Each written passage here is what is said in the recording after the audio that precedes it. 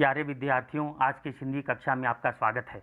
आज हम कक्षा 11वीं का हिंदी आधार से संबंधित पुस्तक आरोह में संकलित पाठ एक नमक का दारोगा का रिवीजन टेस्ट लेंगे। इस रिवीजन टेस्ट में कुल 30 प्रश्न हैं। प्रत्येक प्रश्न का मूल्य 1 अंक है। इस तरह से कुल 30 अंक हैं। जिन विद्यार्थियों को 30 से 30 अंक प्राप्त होंगे वे सर्वश्रेष्ठ घोषित किए जाएंगे। यह माना जाएगा कि वे इस पाठ को भली भांति समझ गए हैं। जिन विद्यार्थियों को 30 से 25 अंक प्राप्त होंगे वे श्रेष्ठ, जिन्हें 30 से 15 अंक प्राप्त होंगे वे औसत माने जाएंगे, यानी उन्होंने इस पाठ को समझा है लेकिन और समझने की आवश्यकता है। जिन विद्यार्थियों को 30 में 10 अंक प्राप्त होंगे यह माना जाएगा कि उनमें सुधार की आवश्यकता है, यानी वे इस पाठ को भली भांति नहीं समझ सके हैं। जो 10 अंक भी प्राप्त हुए हैं या 10 से जो भी कम अंक उन्हें प्राप्त हुए हैं वे तुक्के के कारण प्राप्त हुए हैं। वे इस पाठ को समझ नहीं सके हैं।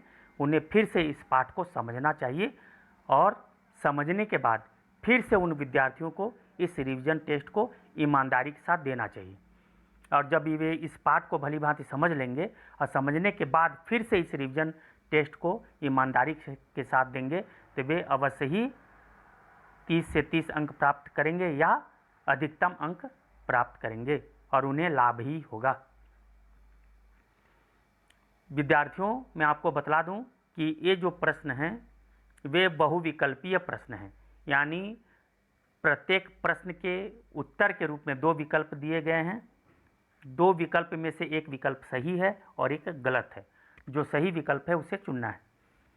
ये जो 2 विकल्प हैं उनमें भी कभी ऐसा लगेगा कि दोनों ही विकल्प सही हैं, यानी जो प्रश्न पूछा जा रहा है प्रश्न के उत्तर के रूप में जो 2 विकल्प दिए गए हैं कभी कभी ऐसा लगेगा कि दोनों ही विकल्प सही हैं, लेकिन उसमें जो सर्वोत्तम विकल्प है, जो सटीक विकल्प है, जो सटीक उत्तर लग रहा है उसी सटीक उत्तर को चुनना है। तो प्रश्न है, निम्नलिखित प्रश्नों के उत्तर के रूप में दिए गए 2 विकल्पों में से सही विकल्प चुनकर लिखिए। पहला प्रश्न, नमक का दारोगा के लेखक हैं क जयशंकर प्रसाद, ख प्रेमचंद। दूसरा प्रश्न, प्रेमचंद का जन्म कब और कहाँ हुआ था? क प्रेमचंद का जन्म सन 1880 में लमही गांव में हुआ था। ख विकल्प, प्रेमचंद का जन्म सन 1882 में लमही गांव में हुआ था। तीसरा प्रश्न, प्रेमचंद का मूल नाम क्या था? उत्तर के रूप में क विकल्प, प्रेमचंद का मूल नाम धनपत राय था। ख विकल्प, प्रेमचंद का मूल नाम अमृत राय था। चौथा प्रश्न, प्रेमचंद की प्रमुख रचनाएं हैं क सेवा सदन, रंगभूमि, गोदान। ख विकल्प है सेवा सदन, तितली, गोदान।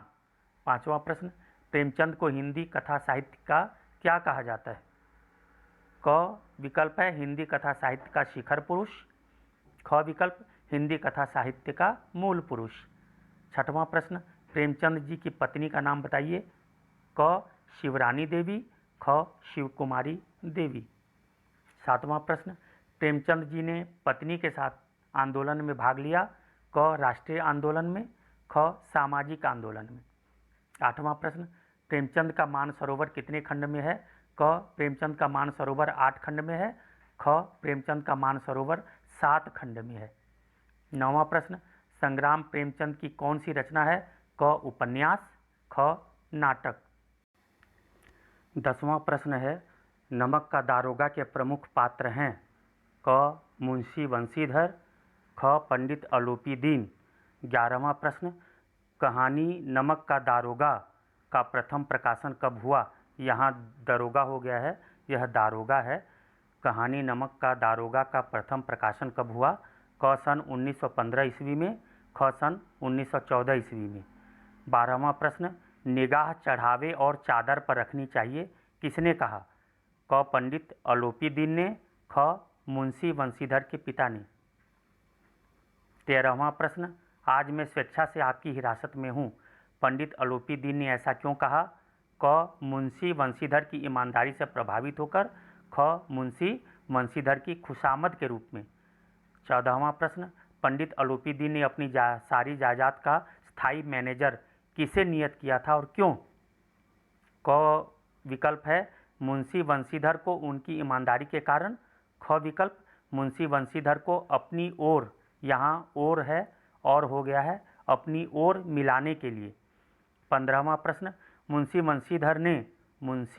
बंशीधर ने किससे बैर मोल लिया था? क मुंशी बंशीधर ने धन से बैर मोल लिया था। ख विकल्प मुंशी बंशीधर ने कानून से बैर मोल लिया था। 16वां प्रश्न, वेतन मनुष्य देता है, इसी से उसमें वृद्धि नहीं होती, किसने किससे कहा? क बंशीधर के पिता ने बंशीधर से कहा। ख बंशीधर ने अपने पिता से कहा। 17वां प्रश्न, मासिक वेतन को पूर्णमासी का चांद किसने कहा है? क बंशीधर के बूढ़े पिता ने, यहाँ की हो गया है, के है बंशीधर के बूढ़े पिता ने। ख पंडित अलोपी दीन ने। 18वां प्रश्न, गरज वाले आदमी के साथ कठोरता करने में लाभ ही लाभ है, किसने कहा? क मुंशी बंशीधर ने। ख बंशीधर के बूढ़े पिता ने। 19वां प्रश्न, पंडित अलोपी दीन थे? क विद्या के उपासक, ख धन के उपासक। 20वां, बदलू सिंह कौन था? क दारोगा बंशीधर का मातहत सिपाही, ख दारोगा बंशीधर का भाई। 21वां प्रश्न, मुंशी बंशीधर की सबसे बड़ी विशेषता है? 21वां प्रश्न, मुंशी बंशीधर की सबसे बड़ी विशेषता है? क बेईमानी, ख ईमानदारी। 22वां प्रश्न, लोग चोरी छिपे व्यापार क्यों करने लगे? क ईश्वर प्रदत्त वस्तु के व्यवहार करने के निषेध पर, ख ईश्वर प्रदत्त वस्तु के व्यवहार की अनुमति पर।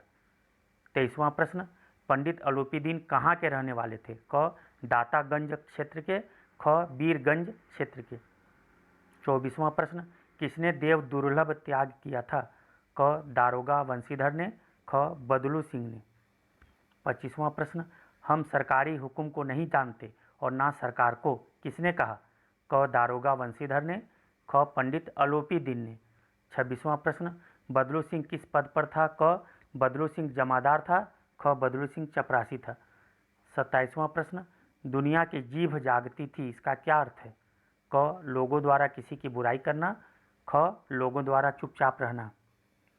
28वां प्रश्न, पंडित अलोपी दीन को देखकर लोग आश्चर्यचकित क्यों थे? क उनके कानून के पंजे में फंस जाने को देखकर, ख दारोगा बंशीधर की बहादुरी को देखकर।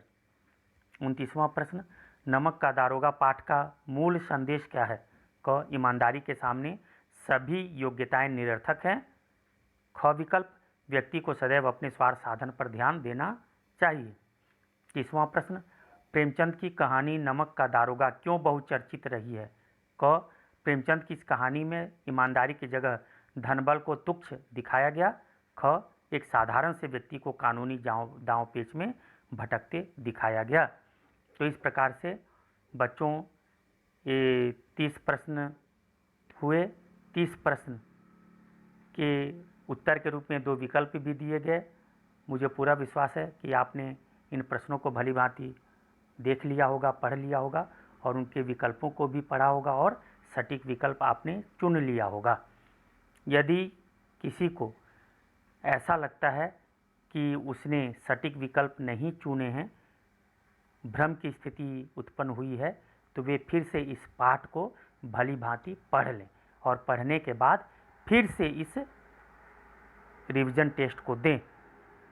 उसके बाद मुझे पूरा विश्वास है कि उन्हें 30 से 30 अंक प्राप्त हो जाएंगे या अधिकतम अंक प्राप्त हो जाएंगे। धन्यवाद।